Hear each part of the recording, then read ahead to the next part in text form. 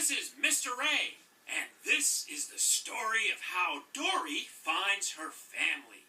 You can read along with me in your book. You will know it is time to turn the page when you hear this sound.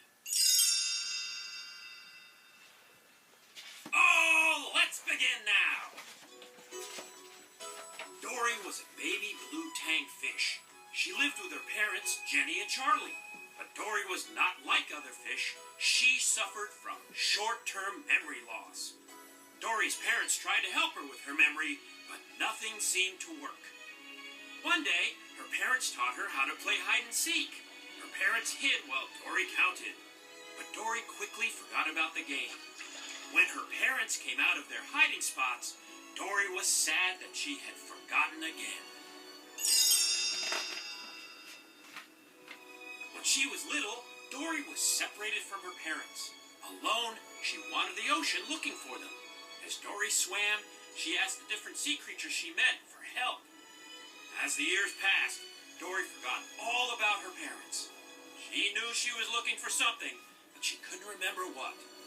Then one day, Dory saw a boat pass overhead. Nearby, she heard a panicked voice. They took my son! My son! Help me, please! The voice was coming from a clownfish named Marlin. He was looking for a boat that had taken his son Nemo. Dory knew which way to go. Hey, I've seen a boat. Follow me! Together, Dory and Marlin traveled across the ocean and brought Nemo home. When they returned from their adventure, Marlin invited Dory to live with him and Nemo on the Great Barrier Reef. Dory was very happy in her new home. One day, she went with Nemo on a class field trip to see the stingray migration. That's us! The stingrays were going home. Dory swam after the stingrays, but she got too close to the edge of the reef. She was pulled into the undertow.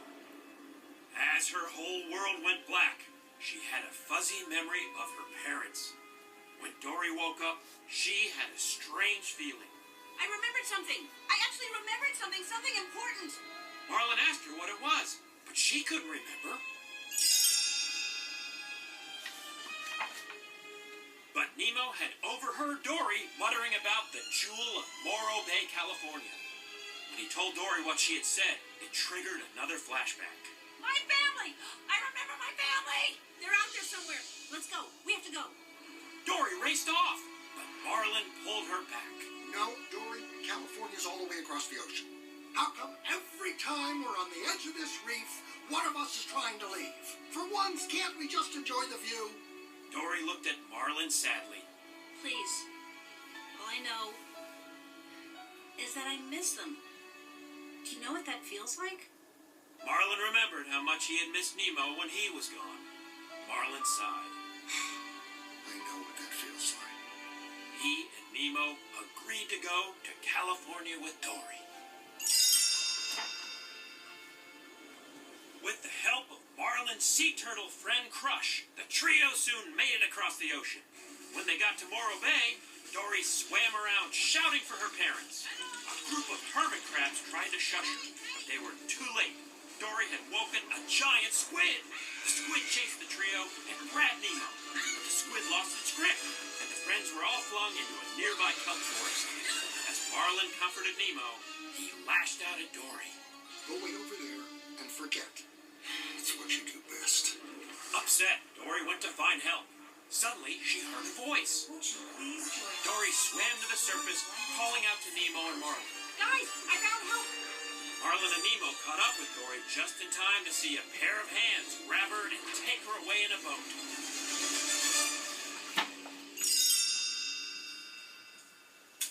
The humans dropped Dory into a fish tank and clipped an orange tag to her fin. Suddenly, an octopus popped out of the sink next to her. His name was Hank. He was actually a septopus, an octopus with 7 tentacles. Hank told Dory that she was in quarantine, where sick animals were treated before being released back into the ocean. Then he explained what her tag meant. It's a transport tag for fish who can't cut it inside the institute. They get transferred to permanent things. An aquarium in Cleveland. Dory told Hank that she couldn't go to Cleveland. She had to get to the jewel of Morro Bay, California to find her family. Hank looked at her confused. That's this place, the Marine Life Institute, the jewel of Morro Bay, California. You're here. Dory gasped. I'm from here. Hank asked her what exhibit she was from, but Dory couldn't remember. The octopus offered her a deal. If he helped Dory find her family, she would give him her tag so that Hank could go to Cleveland in her place. Dory agreed, and the pair took off. As Hank and Dory wandered the Institute, they met Bailey, a beluga whale who could use sound waves to see, and a whale shark named Destiny. Destiny knew Dory. You and I were friends. We talked through the pipes when we were little. You from your exhibit, me from here. We were pipe pals. Destiny told Dory that she was from the open ocean exhibit. She suggested that Dory swim through the pipes to get there, but Hank couldn't fit into the pipes, and Dory was worried she would get lost on her own. She was determined to find another way to the exhibit. Using a baby stroller for transport, Dory navigated while Hank rolled them toward the open ocean exhibit. But the two made a wrong turn. They ended up in the touch pool, a tank where children got to touch sea creatures. Hank was scared, but Dory encouraged him to just keep swimming. Finally, they escaped. Dory looked up. They had made it to the open ocean exhibit. Dory gave Hank her tag. You know, I think I'm going to remember you. Hank shook his head. You forget me in a heartbeat, kid. I'll have a hard time forgetting you, though. Gently, Hank dropped Dory into the tank. Meanwhile, out in the ocean, Marlin and Nemo were looking for a way to save Dory when they met two sea lions. The sea lions explained that the boat would have taken Dory into the Marine Life Institute, where she would be put in quarantine. Marlin was worried. How would he and Nemo get inside to save Dory? The sea lions called for Becky, a bird who lived nearby. Becky scooped up Marlin and Nemo in a bucket and headed for the Institute. But Becky got distracted and left the bucket in a tree. Thinking they had been abandoned, Marlin tipped the bucket over. He and Nemo fell out and landed in an aquarium in the Institute's gift shop. Marlin looked around. Well, at least we're not stuck in the bucket anymore. Back in the open ocean exhibit, Dory spotted a trail of shells. She followed it and found her childhood home. Her parents weren't inside, but her memories came flooding back. She remembered going outside to look for a shell for her mom and being sucked into the undertow. It was my fault. My parents. I lost them. Just then, a crab interrupted Dory's thoughts. He told her that the blue tangs had been taken to quarantine. Dory couldn't believe it. What? No, my parents are back in quarantine? They're being shipped to Cleveland, but I just got here. The crab gave Dory directions back to quarantine. Without Hank around, she would have to go through the pipes. Steeling herself, Dory bravely swam forward. But, try as she might, Dory couldn't remember the directions. In no time, she was lost. Then Dory remembered Destiny. She called out in whale to her friend. Bailey and Destiny gave Dory directions to quarantine. Dory was almost there when she ran into Nemo and Marlin. They had found a way out of the gift shop aquarium and into the pipes. They had been looking for Dory. Marlin apologized to Dory, and he headed back down the pipes. Follow me, it's time to head home. But Dory wasn't ready to go. Wait. My parents are here. The trio continued through the pipes together toward quarantine, but Dory was nervous to meet her parents. Do you think my parents will want to see me? Because I lost them? Marlin smiled at Dory. Ever since I've met you, you've shown me how to do stuff I never dreamed of doing. Dory, because of who you are about to find your parents. And when you do that, you'll be home. When they reached quarantine, the tank of blue tanks had already been loaded on the truck to the aquarium. Suddenly, Hank appeared. Lifting Dory and her friends into a coffee pot, he helped them onto the truck. Inside, the blue tanks recognized Dory. They explained that her parents had gone to quarantine to find her years ago. They had never returned. Dory realized her parents were gone. I don't have a family. Nemo shook his head. No, Dory, that's not true.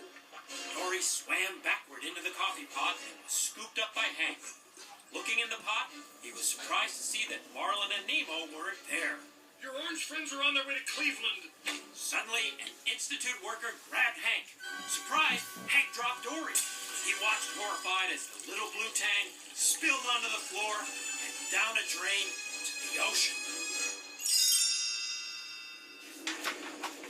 Dory shot out of the drain into the ocean. All alone, she began to panic. What do I do? What would Dory do? As Dory swam, she spotted a trail of shells. She decided to follow it. In the distance, Dory saw two figures moving toward her. It was her parents. They were overjoyed to see Dory. Crying happily, they pulled Dory close. She smiled. It's you. It's really you. Dory's parents explained that when they didn't find her in quarantine, they realized that she must have gone through the pipes to the ocean. They knew they had to do the same thing. They had been waiting in the same spot for years, hoping Dory would return. When her parents asked her if she had been alone all that time, Dory suddenly remembered her friends. Marlin and Nemo were still on the truck. Dory and her parents swam toward the Institute. Dory called out to Destiny to help them. Bailey and Destiny jumped out of their pools and into the ocean. The whale shark was thrilled to see Dory. But Dory didn't have any time to waste. Bailey had used his special sight to locate the truck. Dory asked some otters for help. Destiny flipped Dory toward the truck, and one of the otters caught her. On Dory's signal, all the otters began to hug. It was a cuddle party. Traffic stopped. The otter brought Dory to the back of the truck. Hank took Dory and placed her into Marlin and Nemo's tank. Nemo was excited to see Dory. Dory, you came back! Dory smiled at him and Marlin. She couldn't leave her family. Suddenly, Hank knocked on their tank. The fish had to find a way to get back to the ocean before it was too late. As Marlin called for Becky, Hank put Marlin and Nemo into the bucket. Hank had just picked up Dory when Becky swooped in and grabbed the bucket. She didn't realize Dory was still on the truck. Dropping Marlin and Nemo into the ocean, she turned around to go back for Dory. Back on the truck, Dory tried to convince Hank to come with them. She didn't want him to go to Cleveland. Because the best things happen by chance. Because that's life, and that's you being with me out in the ocean, not safe in some stupid glass box. Hank agreed. Just then, the truck door slammed shut, locking Dory and Hank inside.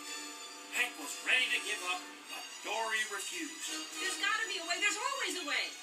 Looking up, the two spotted a vent in the ceiling. Hank was relieved. Holy carp, there is another way. Together, the pair squeezed through the vent. Holding Dory, Hank stretched himself across the windshield. The two Institute workers inside the truck jumped out. Hank took the driver's seat and set Dory in a cup. He steered while Dory navigated. Dory knew they had to get back to the ocean. Nervously, Dory looked at Hank. She was going to ask him to do something crazy. He smiled. I'm okay with crazy. Together, they drove the truck off the road and into the ocean. Dory, Hank, and the rest of the fish fell into the ocean where Dory's friends and family were waiting. They were free.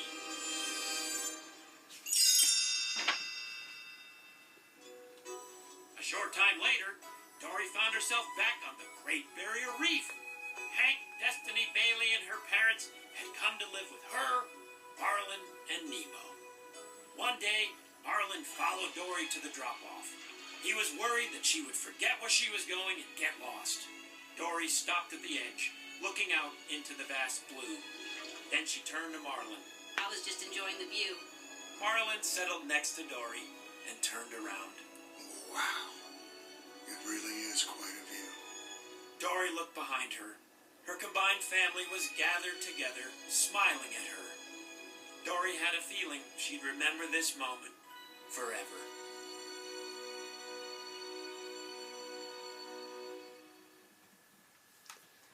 Subscribe to my channel for more stories.